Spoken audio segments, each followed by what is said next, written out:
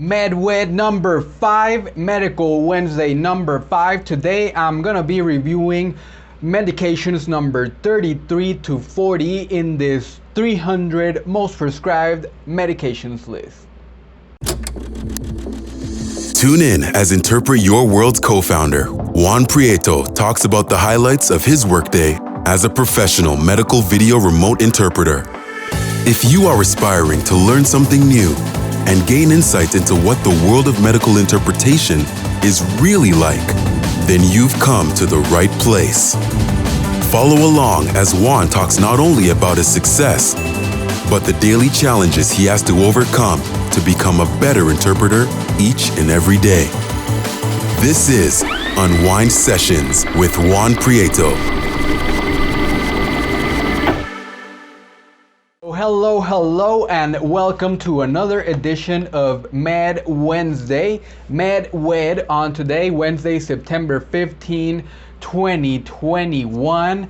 And if you are still not following us on TikTok, be sure to have a look at our TikTok page. We are doing some new videos to help you practice vocabulary. We are doing 2 videos for each word. One is starting with the word in English, asking for the Spanish interpretation, and another one that asks you the word in Spanish, and it gives you the word in Spanish, and it asks you for the Spanish translation. So I hope that is of use to you. And today I'm sorry guys, I haven't really been answering the comments because I've been very busy with school. Today is my last day though, so I hope to get back on track answering comments either today or tomorrow at the latest. Tomorrow, I'm pretty sure it'll be tomorrow, because I still have a lot of work to do. This is the last day to turn in some stuff. But I saw that one of you guys, and I am sorry I forgot to mention who it is, but one of you guys was suggesting that we do it on Kawaii. I believe that's the name of the app. And yes, it was suggested. I don't know when we'll be starting that, but definitely we'll be doing it on there too. And another thing, I will be starting that very same type of videos on YouTube Shorts today. So expect much more videos on TikTok, because there's going to be 3 of us that are going to be doing TikTok. In Kawaii, it'll only be Carla doing videos, and in YouTube Shorts, it'll only be me. So keep that in mind. We will try to serve all platforms, but of course TikTok is going to be the main one. Alright, and now that I've already mentioned that, remember that we are still accepting likes on MIP21, likes and comments. We're trying to get MIP21 to 100 likes, and we're trying to get people to comment as much as they can. Once MIP21 reaches 100 likes, we are gonna be picking 2 comments at random. The people who those comments belong to are gonna get exclusive links to MIP22. That way they can record their interpretations and send them to us for some feedback. All right, so that video has 41 likes. I'm gonna post a link up here, and of course always down there. So let's get to it. We only have 59 more likes to go until that is closed. So get your comment on there so you can get some feedback. Another thing before I get into the main part of the video, remember that we have a Patreon page where as little as just $1 of your support, you help to motivate us to create much more content, and we give you access to everything on that page. We give you medical practice videos ad-free, we give you scripts, answer sheets, vocabulary lists, and much more content. And most importantly, you will forever win a place inside of our heart. Remember that that price is not going to be that cheap for that long.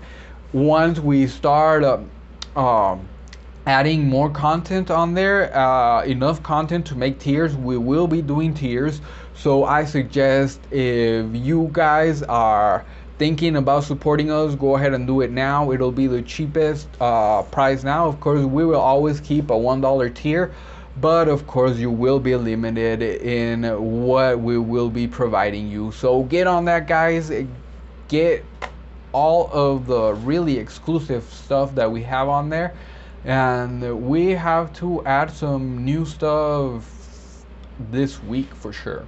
All right, so get on that, guys. Remember, MIP21, we're still trying to get those likes. TikTok, Kawaii, and Facebook Shorts, YouTube Shorts, and or Patreon. Remember that, guys. If you guys want to support us, or if you guys want more education, that is the way to go.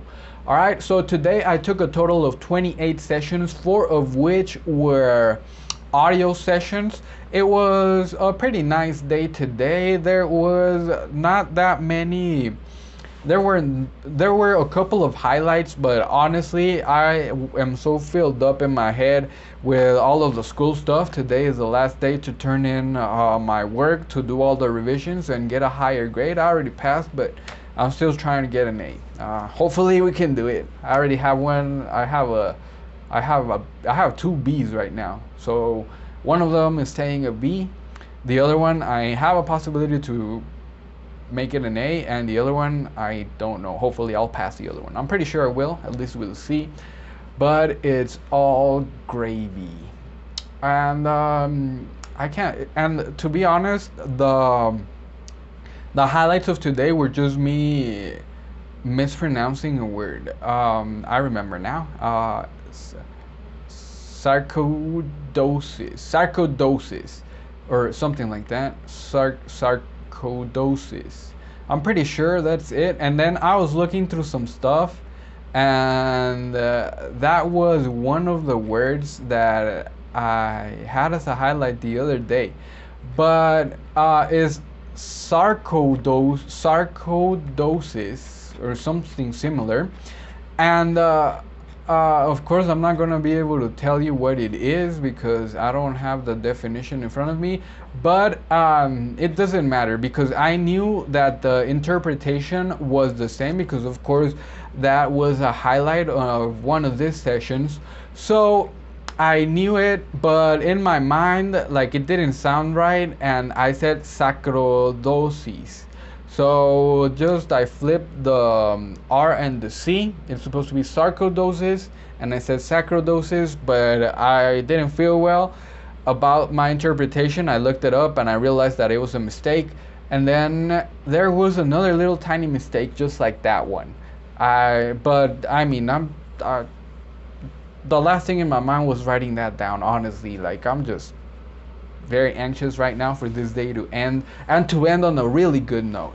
All right, so that is it for the highlights today, and today we are ready for this MedWed number 5, right? So today is words number 33 to 40, and before I do, I forgot. On yesterday's video, I told you that I didn't look up what thermal dilution was for, and I have the purpose for thermal dilution, and it says thermal dilution is the most popular dilution method used for measuring cardiac output, CO, in the clinical setting. The information obtained during this procedure is relevant in the process of clinical decision making in patients with critical illness, valvular heart disease, and congestive heart failure.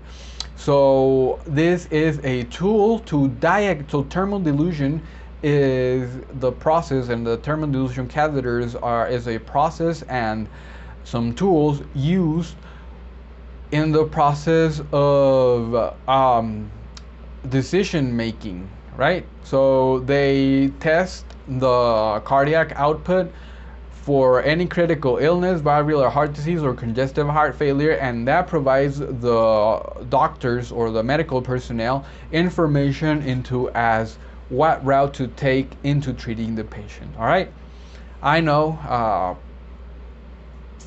that still doesn't really tell us much, right? But at least we know what it's for, kind of.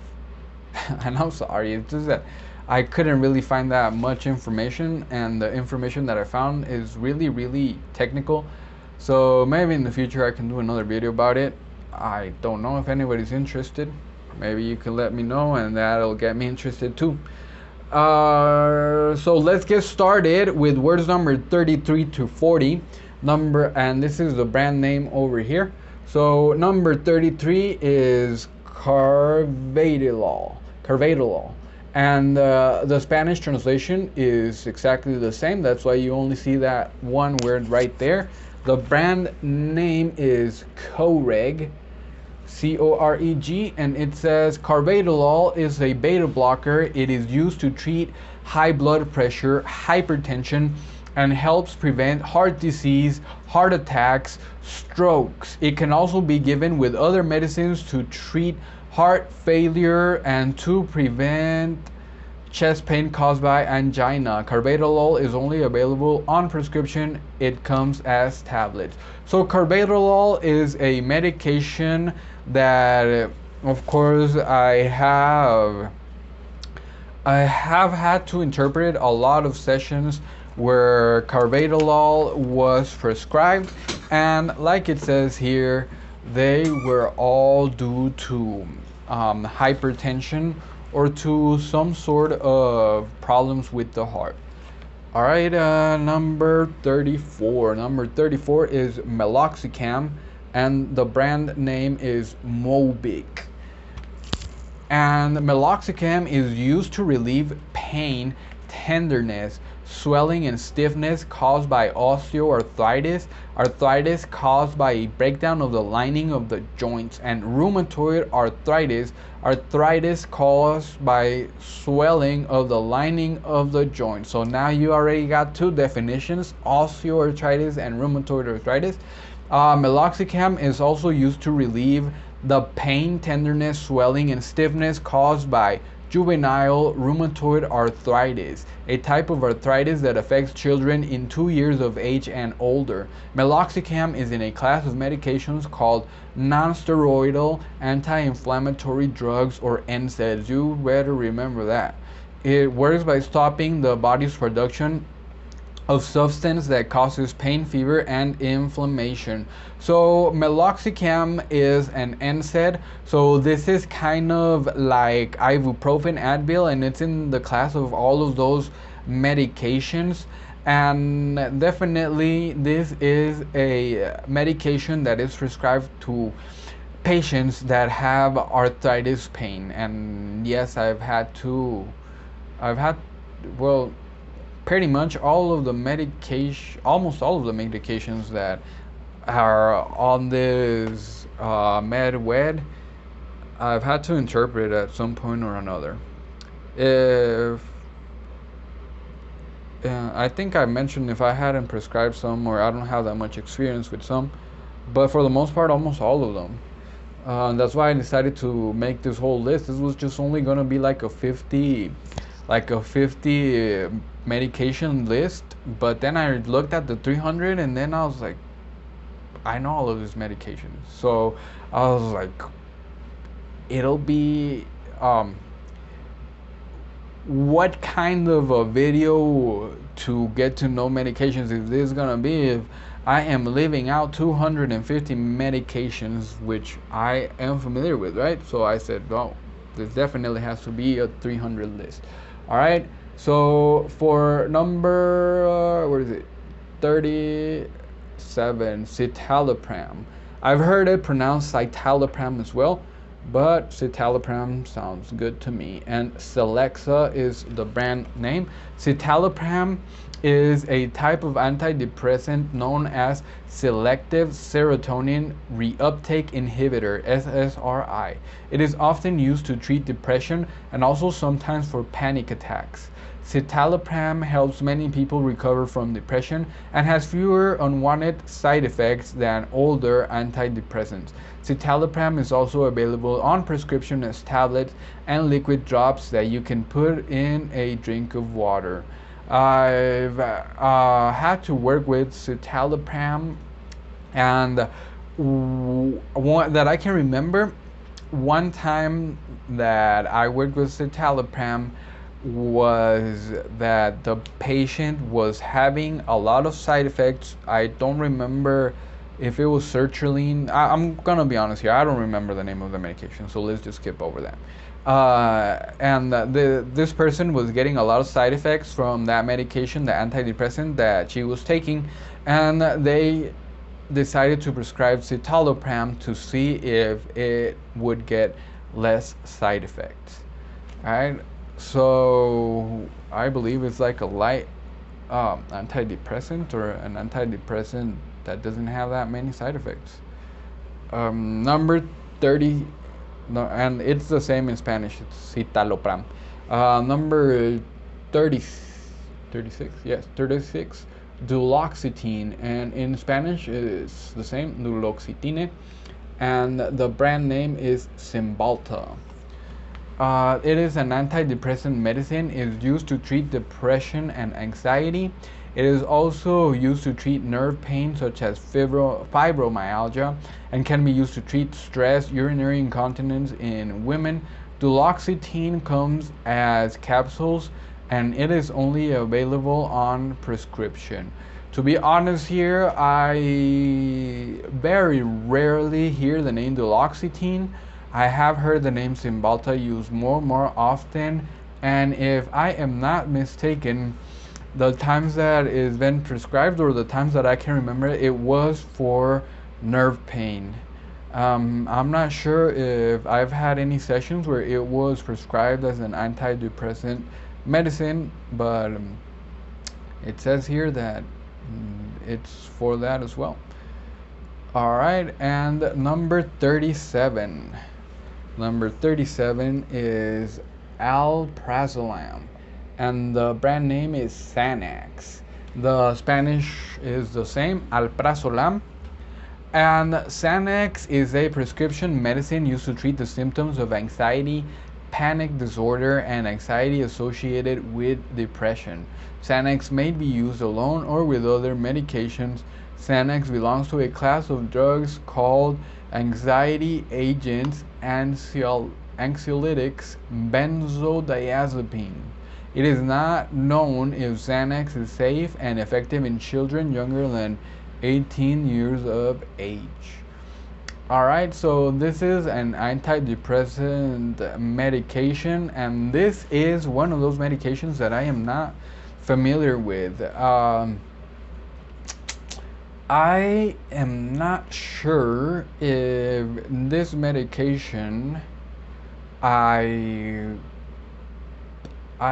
not sure. I'm pretty sure that yes, it's probably been in a session that I've been in, and it's probably been prescribed. I am most sure of that. But this is a medication that I know from the past, way before becoming a medical interpreter. As you can know, Xanax, this is one of those medications that is abused by a lot of teenagers. So I used to hang out with some really questionable crowd. So some of them would pop Xanax like if they were pests. Just like that. Yeah. They could even put it on pest dispenser, right? Some people be doing that stuff. And like, I know of a lady that, well, she's a lady now, but she was a girl back then. Well, she's still a girl, right? I don't know what I was trying to say. She was young back then. She's older now. But if I'm not mistaken, her mother used to take Xanax, and she would just steal all of those pills from her mother. Poor mother, right? She really needed them, had them prescribed by a doctor, and then her daughter just taking them recreationally. It happens. All right, and number 38, potassium, and the Spanish translation is potasio. As you can see, I couldn't put a brand name here because you can just go to a pharmacy and ask for potassium, and they will give you potassium. Of course, I think you have to tell them like how many milligrams and stuff, but there's generic, there are brand names of potassium, but for the most part they just say potassium. They don't like put a brand name whenever I've had to instruct a patient to take potassium.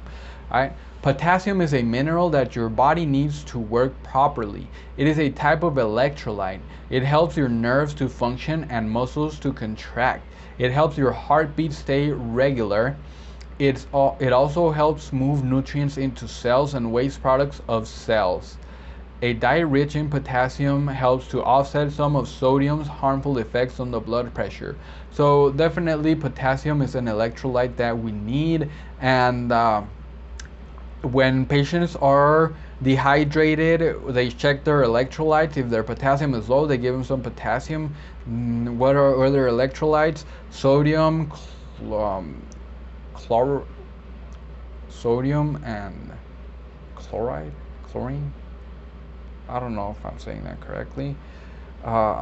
Chlorine or chloride? I don't think it's chlorine. Chloride, is there a difference between chlorine and chloride? I don't know. But it's some sort of chlorine or chloride that is a electrolyte. And so potassium, what was I going to say about potassium? Oh yeah, another thing is that whenever you're low on potassium, you are most likely to feel cramping. So if you are feeling a lot of cramping, your doctor might ask you to take potassium or a diet rich in potassium, which bananas have potassium, and I don't know what else.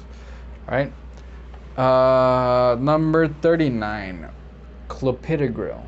And it's in Spanish, it's the same, Clopidogrel and Plavix. So Clopidogrel or Plavix, Clopidogrel is an antiplatelet medicine. It prevents platelets. This is a type of blood cell. It prevents platelets from sticking together and forming a dangerous blood clot.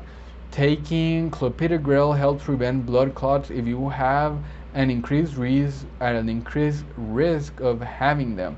Your risk is higher if you have had a heart attack, unstable angina, a stroke or mini stroke, or a TIA, transient ischemic attack, peripheral arterial disease, an operation on your heart or blood vessels such as coronary stent insertion. And Clopidogrel comes as tablets and is only available on prescription. So this is a medication. This is a anticoagulant, right? Or no, I'm sorry. Well, yeah. Well, I don't know. I don't know if you can call it an anticoagulant, right? It doesn't say so on the definition, so I'm not going to use that. It says antiplatelet, but basically platelets are the things that make your blood coagulate, right? They make your blood dry up and stick, and then they make that little scab. So I think I can call it an anticoagulant. I'm not sure. I'm not going to make that assumption. But it says that it helps you to prevent blood clots. So if a patient is at risk of creating blood clots because of any reason, what was it? Well, there's a lot of what's it called? Arrhythmia. I think arrhythmia can cause blood clots because the heart is not working properly. So not working, since it's not pumping the same or skipping beats or whatever, it's all funky. That will cause the blood to not flow properly inside of the body, and that could potentially create blood clots inside of the body. So they will give a patient Plavix to prevent that from happening, right? Their blood will be thinner. I'm sorry, it's just that I know a lot of stuff about the other medication and warfarin and what is it?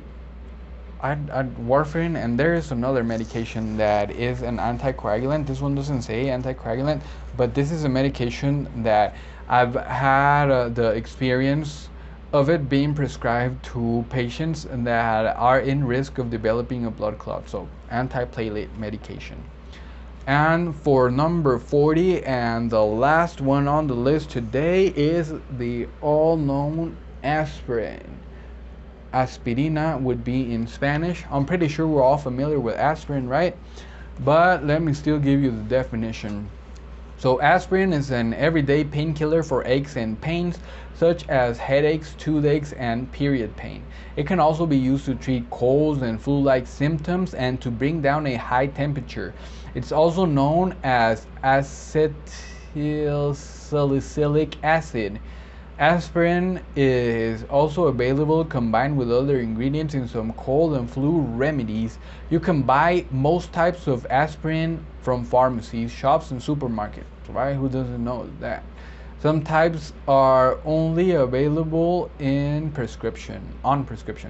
It comes as tablets or suppositories, medicine that you can push gently into your anus. Thank you for that definition of a suppository.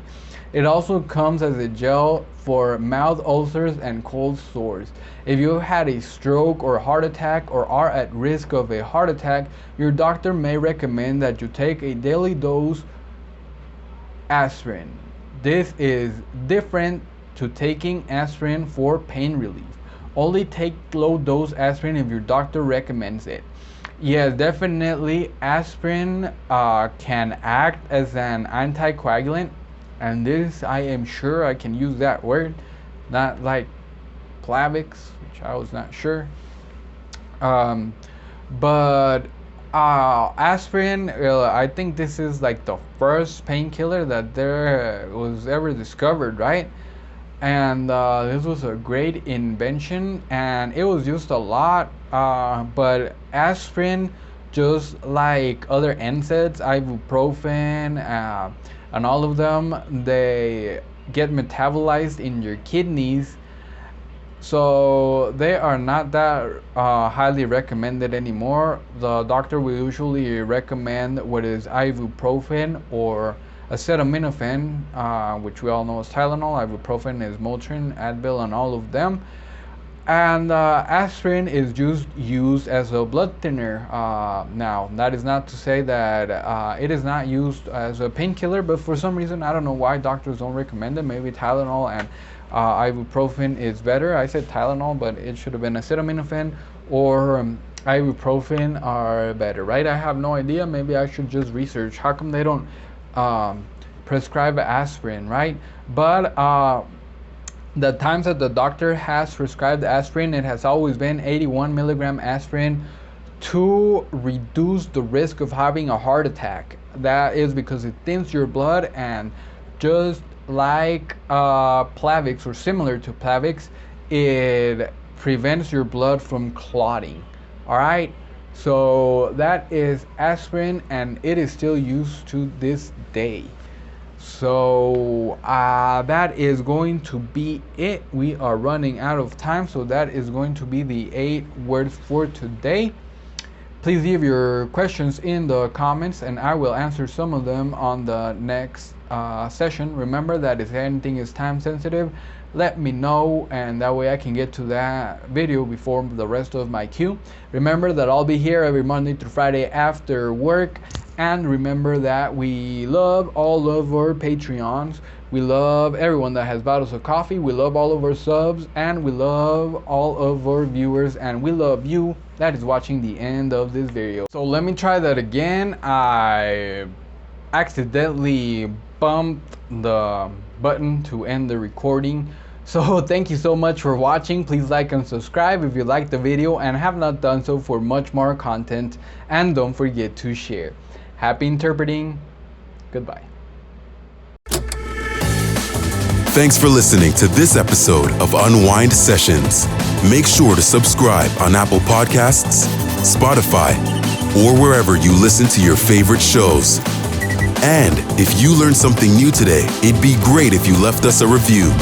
You can also visit us on patreon.com/interpretyourworld or visit our website, interpretyourworld.com.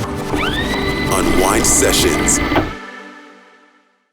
If you like this video, don't forget to smash that like button. Also, share this video with other beginner interpreters or anyone who can benefit from this information. Thank you all so